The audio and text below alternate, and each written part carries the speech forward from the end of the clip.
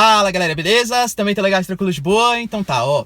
Galera, é o seguinte, o Lula foi condenado novamente, né, agora por causa do sítio de Atibaia, pelo TRF4, ou seja, no julgamento de segunda instância. Professor, ele pode ser preso agora? Agora ele ainda pode concorrer às eleições, vai ser o futuro presidente do Brasil, enfim, o que vai acontecer com o Lula? Se você quer entender isso, dessa parte política, e muito mais sobre geografia, atualidades, notícias, política, polêmicas, né, enfim, tudo para se manter sempre bem atualizado, já se inscreve no canal, deixa seu like e compartilha esse vídeo, que eu, Ricardo, conto muito com a ajuda de vocês, belezinha? Tamo junto? Então tá.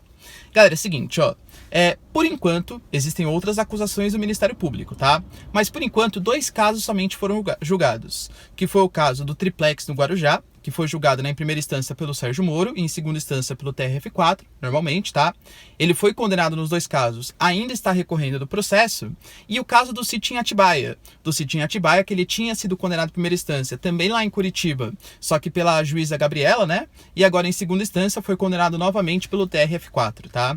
Lembrando que nos 2 casos, por incrível que pareça, o Lula recorreu, só que aumentou ainda mais a pena dele.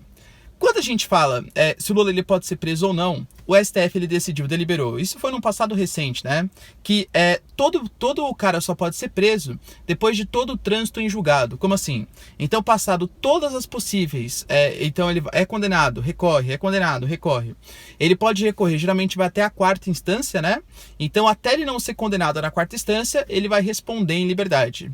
Isso vale tanto para o caso do triplex, que já está recorrendo também, quanto no caso do sítio em Atibaia. A gente sabe que geralmente esses processos demoram muito tempo, vai pedir todas as vênias possíveis, olha, tem esse detalhezinho aqui, enfim, tudo para ficar prorrogando a prisão do Lula.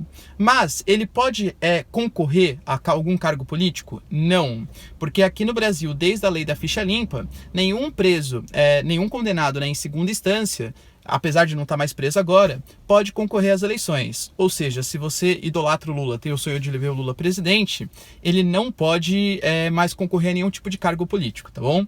Ele vai ser preso? Galera, bem possivelmente não também, tá? Porque até todas as possíveis instâncias passarem por todos os julgamentos do Lula, isso não vai acontecer no futuro próximo também. Então ele não vai ser preso e nem vai conseguir se eleger, essa é a grande verdade. Pessoal, mas ele pode anular, por exemplo, as sentenças dele? Isso é um ponto bem interessante, né? Por quê? Porque a defesa do Lula, obviamente, defende que sim. E existem 2 processos que podem vir realmente anular, tá? Primeiro, quando a gente fala no caso do triplex no Guarujá, quem fez toda aquela parte da condenação em primeira instância foi o juiz Sérgio Moro. E aí a defesa do Lula está alegando que o Sérgio Moro, por conta muito dos casos, né, que saíram da Vaza Jato, do Intercept, até a própria indicação do Bolsonaro para o Sérgio Moro como ministro da Justiça, sendo que o Lula era o principal rival político na época, a defesa do Lula vai entrar com uma ação na STF para suspender o julgamento do Sérgio Moro. E aí, como não teria tido, né, o primeiro julgamento do sítio do caso do triplex e nem da segunda instância, voltaria lá para a primeira instância para ser julgado novamente. Já no caso da Gabriela, que julgou, né, o caso do sítio em Atibaia, o que pode acontecer? A Gabriela, ela fez uma espécie de copia e cola das coisas que o Ministério Público tinha feito e colocou na sua sentença. Isso já foi altamente condenado. Isso pode fazer, por exemplo, com que o STF decida por anular todas as coisas que aconteceram, todas as sentenças da Gabriela, e o caso do sítio Atibaia também volte para a primeira instância.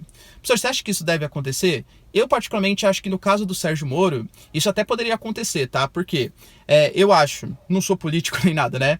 Mas acho que o Lula deve sim ser corrupto, mas também considero que o juiz era altamente politizado que julgou o Lula. E todo mundo deve ter um julgamento isento, tá?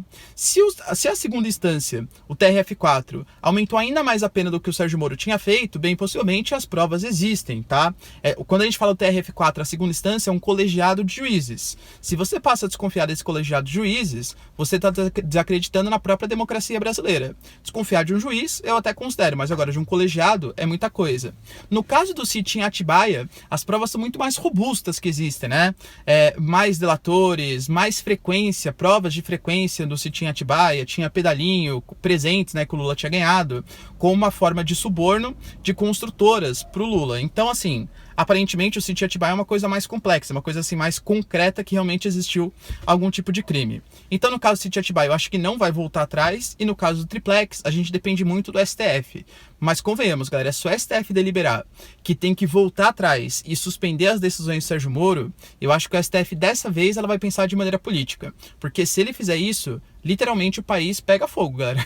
Eu acho que o país pega fogo porque, assim, o Lula é um cara que, por mais que não seja aquela liderança que já foi em décadas passadas, porque tem uma imagem muito manchada, né, de escândalos de corrupção e tal, ainda é uma grande liderança política. E o STF, o Poder Judiciário, o Gilmar Mendes, o Dias Toffoli, liberarem ele, indo contra o Sérgio Moro, que também não tem aquele capital político que tinha no começo do governo Bolsonaro, já ficou um pouco mais acreditado, mas condenar uma ação do Sérgio Moro, que ainda tem um capital político relativamente considerável, eu acho que vai ser um tiro no pé, assim, para exaltar para possíveis manifestações do nosso país.